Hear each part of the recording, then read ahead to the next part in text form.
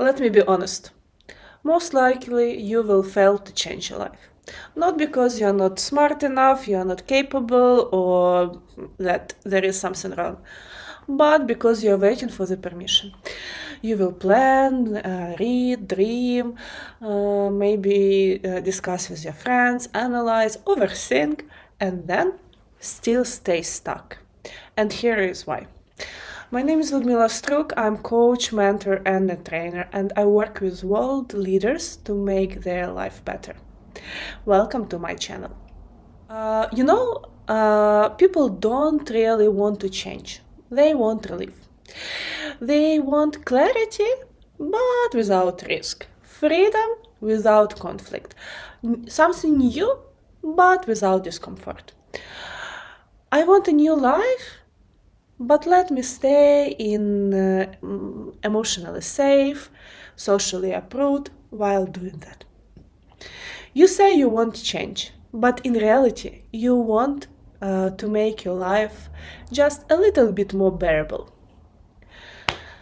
And actually, there are several mental blocks which make you stuck.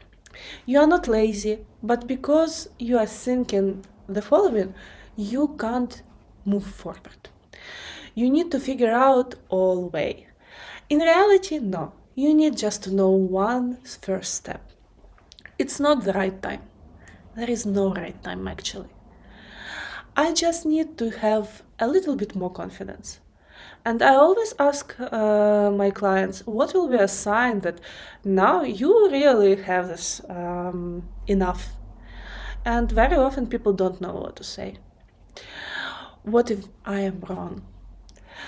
But if you don't change, you will not know. And also, not to change, not to move forward, it's always also a decision. It's your choice. What will people think? And this is one of main existential fears of everyone. What if other people think that I'm doing something wrong, or if I failed? But in reality, the reality is that only you decide when you failed. Only you decide that, okay, now I'm done. The most dangerous thing among all is that I will just wait a little bit more. And I often see people who come to me and say, I want to change, but I don't want to change now, I want to change after 1 year. It means that you don't have enough motivation to change. Another thing that people sometimes expect that someone else will change, or company will change, situation will change, country will change, many things. I remember one anecdote when people were changing, were waiting that in one of my organizations where I worked, people were waiting for director to change, because they thought, okay, every 2 years, every 3 years they change, so if it's a not good environment or toxic office, I will just wait for 2 years, that's it. Are you ready to postpone your life for 2 years? Be honest. In reality, what is stopping you?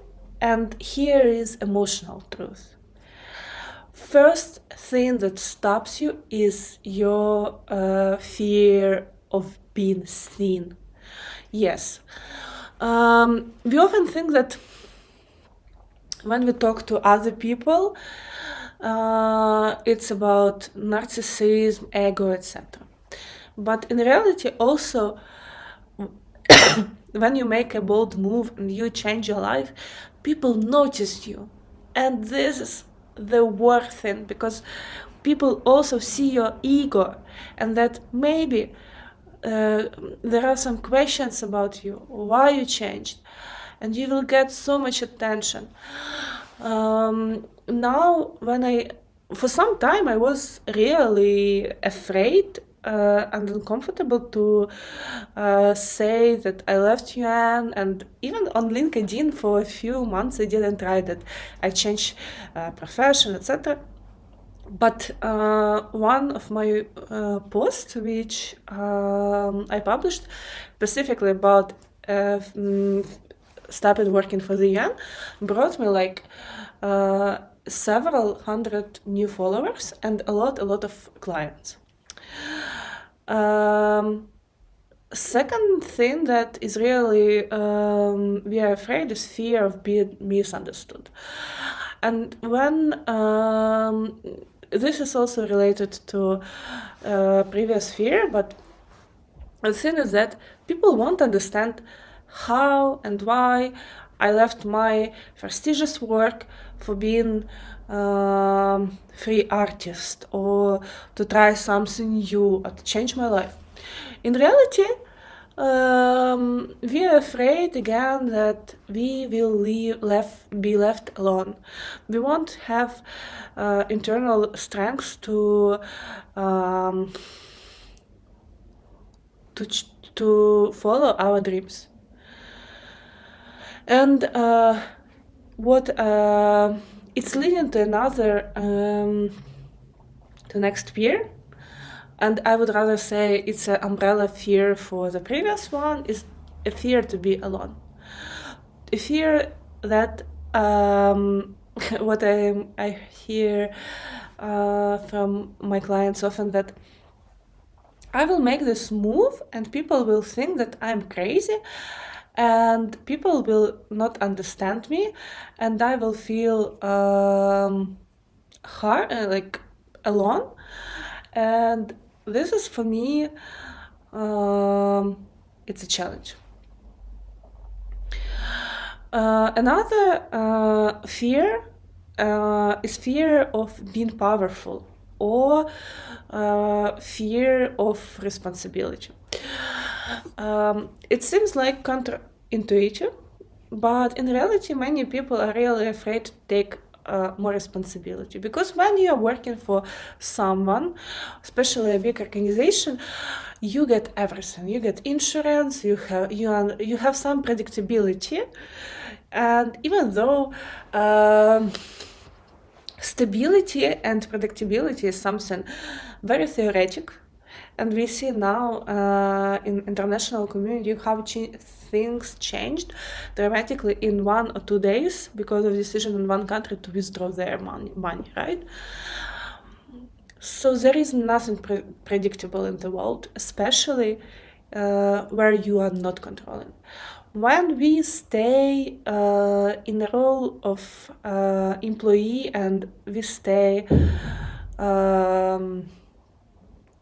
in this child's role, we don't get more money, we don't get more authority, we don't get more visibility.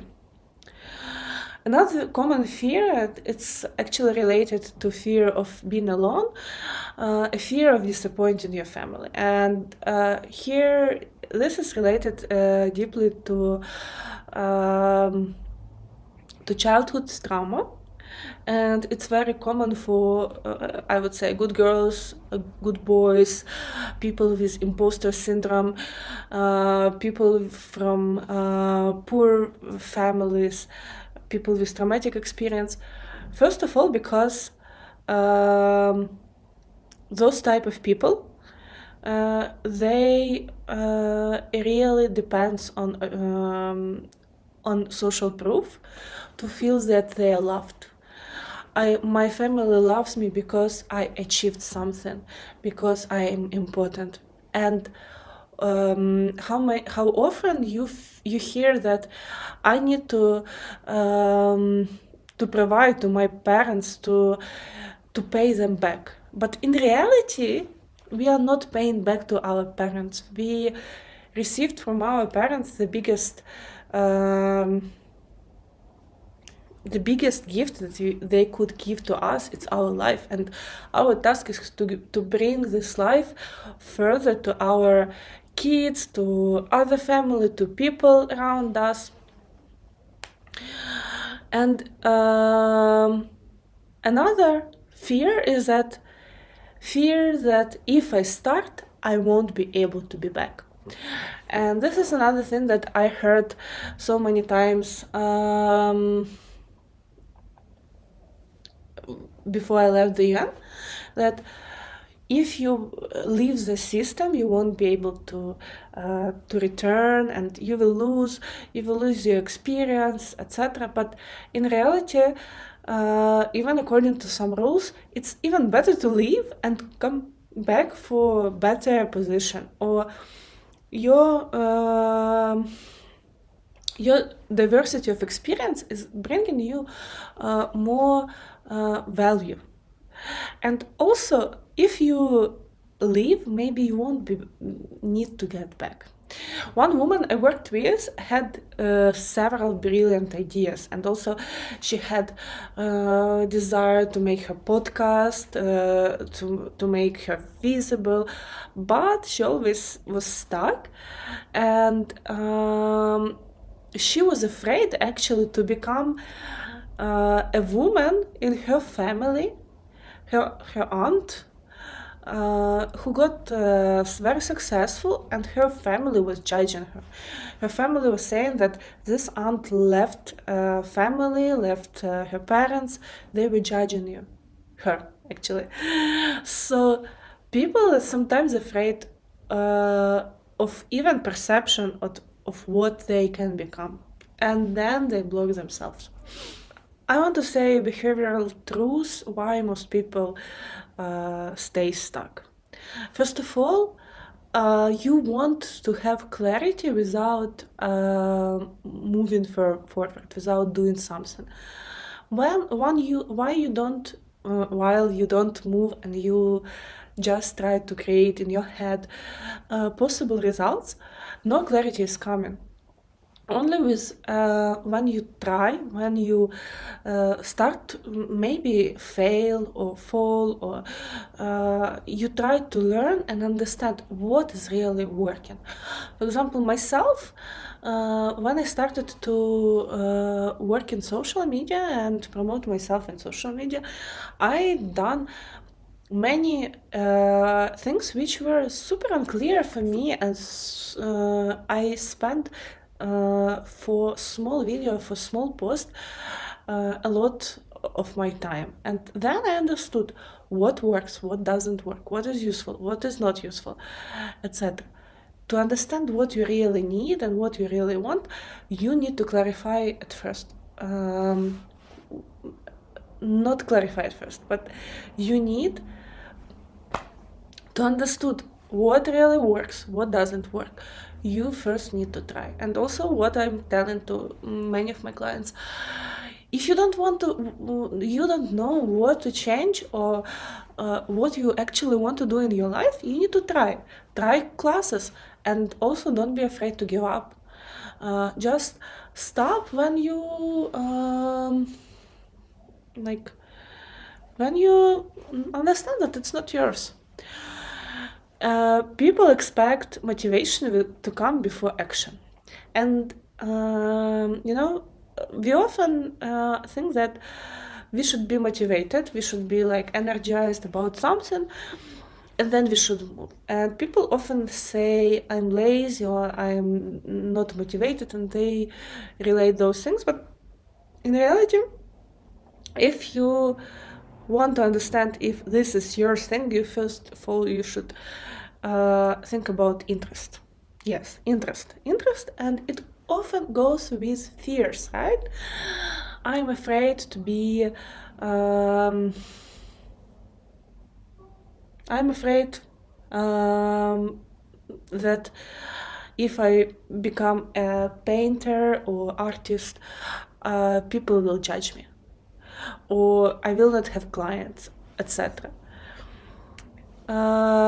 Another fear is to make perfect the enemy of good, or even to make perfect the enemy of possible.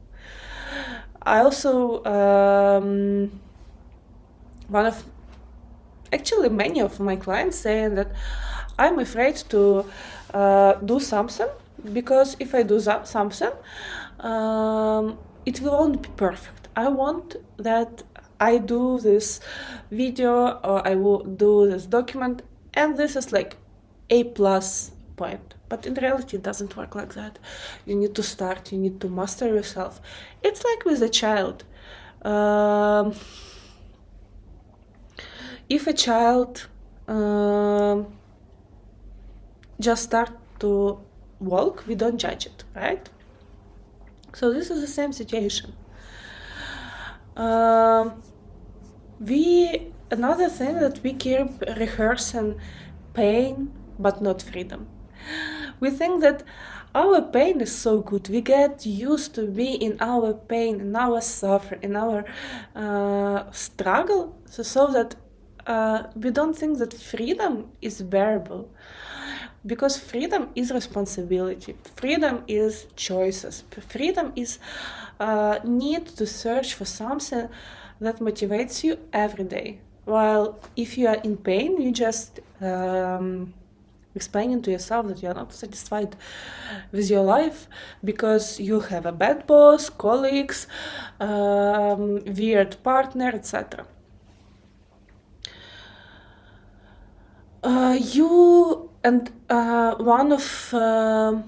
One more reason is that you intellectualize your blocks but don't embody the decision. So basically, we focus often on our blocks, what prevent us from doing certain things, while the focus should be on our decision. And one more thing that I want to say, that again, people say that I should be motivated and I should know what I'm doing and I should many things. But in reality, if you want to do something, you first of all you should understand what type of person is doing that. If I'm going to gym, I'm to make sure that I'm going there. I think that I'm going because I want to be a healthy person. And healthy person is going to gym and I'm not going to gym just because I want to go to gym. Who wants to go to gym? Okay, I know that maybe it's you, but in reality, I don't like gym, but I want to be a healthy person. And every time after I'm leaving it, I enjoy, I really love it. In reality, you know what to do, but you haven't decided. It's no longer okay not to do it. You haven't decided yet. It's not longer okay not to do your decision. Every time when you postpone your decision to change your life, you basically decide to stay. I want to move. I want to offer you three very small moves which can break the cycle. First of all, say it loud. Name what you want. Name the change what you want. And what will happen if it doesn't happen? If you don't make it? What will happen if you're 80 or 95 and you still haven't made the decision? Second, do one small thing which can bring you emotional discomfort. First, quit, ask, say no, post, apply, change your price, leave place where you don't like. Something small, but something where you feel your strengths. And the last, name the voice which you hear and which is keeping you small. Is it your mom? Is it your boss? Is it your classmate? A collective fear of being too much. What stops you? Change doesn't require a lot of preparation or courage. Change requires a momentum. If you felt called out, good, because that means that something in you is still alive. I invite you to 20 minutes breakthrough point session. Normally my session costs $200, but in this short session, which is for free, we can discuss what are your blocks and how to break them. Send me a direct message and using information under this video below. And don't make this video just another video to watch. Make the moment you decided enough. Subscribe to my videos and see you.